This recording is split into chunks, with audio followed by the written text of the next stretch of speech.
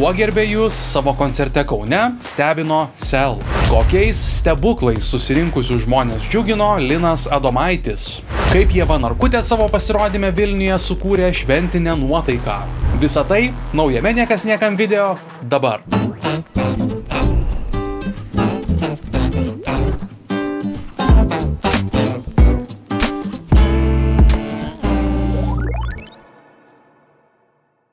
Šeštadienis, gruodžio 14, dar ilgai išliks daugiau nei 20 000 Sel gerbėjų atmintyje.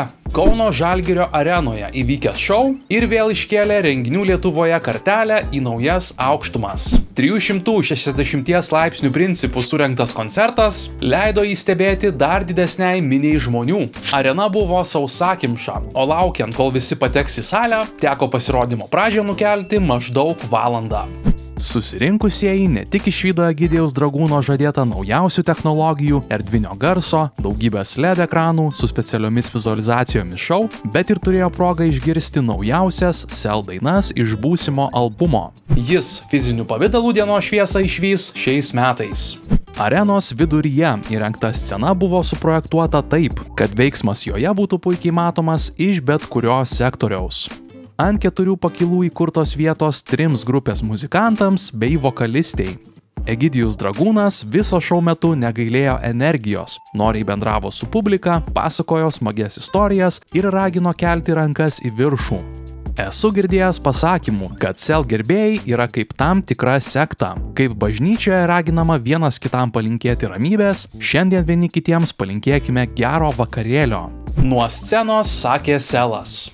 Įspūdingą sceną bei efektų gausą koncerto metu papildė raudono latekso kostiumais pasipuošę šokėjai, balerina ir atlikėjai, su kuriais Sel yra sukūrę populiarumo rekordus gerinančių hitų. Drauge su Egidijumi Dragūnu kūrinius atliko Electronic Eye bei Solaris. Vakaro metu skambėjo ne tik puikiai publikos sutiktos naujos dainos iš būsimo Sel albumo, bet ir tokie hitai kaip Aš žiūriu į tave pasaulį, naujai suskambusi daina Parašyk man laišką iš Paryžiaus, Nes aš tik vėjas, TikTok, Skrendu, Perlai ir kitos. Neseniai Selas pranešė, kad surengęs šį įspūdingą šou Kaune 2025 metais didelių koncertų nerengs.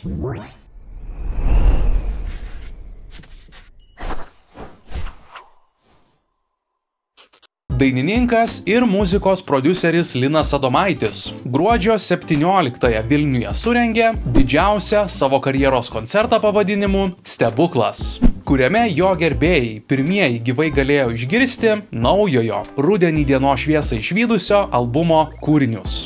Šiomis šventinėmis dienomis mums visiems norisi stebuklo, norisi dar gilesnio tikėjimo ir vilties. Štai tokią nuostabią mintį ir formuojame su milžiniška komanda. Vien choristų scenoje daugiau nei 100. O ką jau kalbėti apie kerintį orkestro skambesį ir nepakartojamą šou didžiulėje scenoje. Prieš pasirodymą kalbėjo Linas Adomaitis. Atlikėjas akcentavo, kad koncerte jo gerbėjai turėjo galimybę pirmieji išgirsti naujojo albumo kūrinius gyvai, o taip pat ir visus ryškiausius hitus, kuriuos yra sukūręs per beveik 30 mečius scenoje. Tarp jų, be jokios abejonės, skambėjo tokie perlai kaip Vandenynai, Aš pavydžiu sau, Ar tu ją matei, Lūpos kaip vyšnios, Šviesa spindės tamsoje, Tavo spalvos, Žalioj tyloj, Kol kartu ir daugybė kitų iki sielos gelmių žinomų Lino kūrybos hitų. Kviečiu visus į didžiausius šių metų savo koncertus. Paruošėme daug gražaus, kilnaus, vertingo, prasmingo ir taip pat pramoginio turinio, bei dar daugiau stebuklingų akimirkų.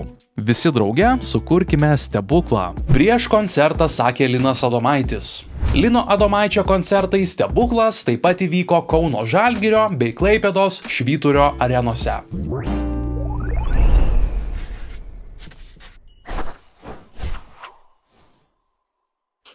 Sostinės LVSO koncertų salėje gruodžio 15-ąją įvykęs Ievos Narkutės gražus ir šventinis koncertas išties atitiko savo pavadinimą. Žiūrovus žavėjo ko gero kalėdiškiausia ir jaukiausia scena. Eglutės, šimtai lempučių, šventinės dekoracijos ir namų jaukumą perteikiančios knygų lentynos. Tarp jų tarsi gulbę akį traukė ir pati dainininkė.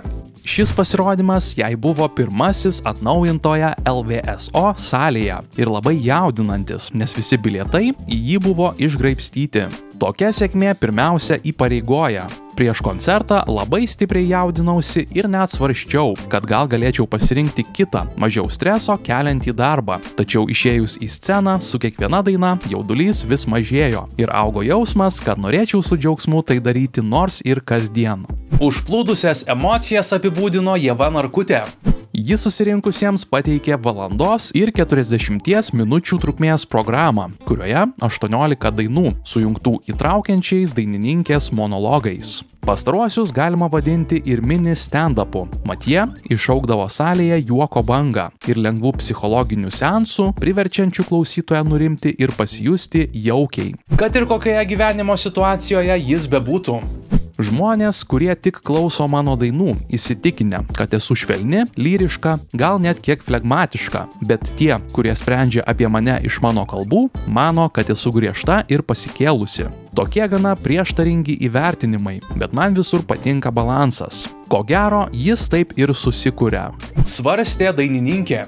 Gražus ir šventinis koncertas atlikėjai tapo ir muzikiniu išbandymu. Mat pirmą kartą scenoje jai padėjo ne tik muzikos grupė, bet ir pritariančioji vokalistė Akmėja Brūzgė.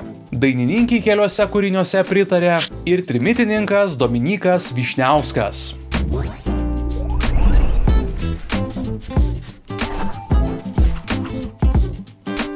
Šiandien naujienų tiek, pasimatysime po 2 savaičių. Nepamirškite paspausti patinka, užsiprenumeruoti kanalą ir pasidalinti video su kitais. Iki!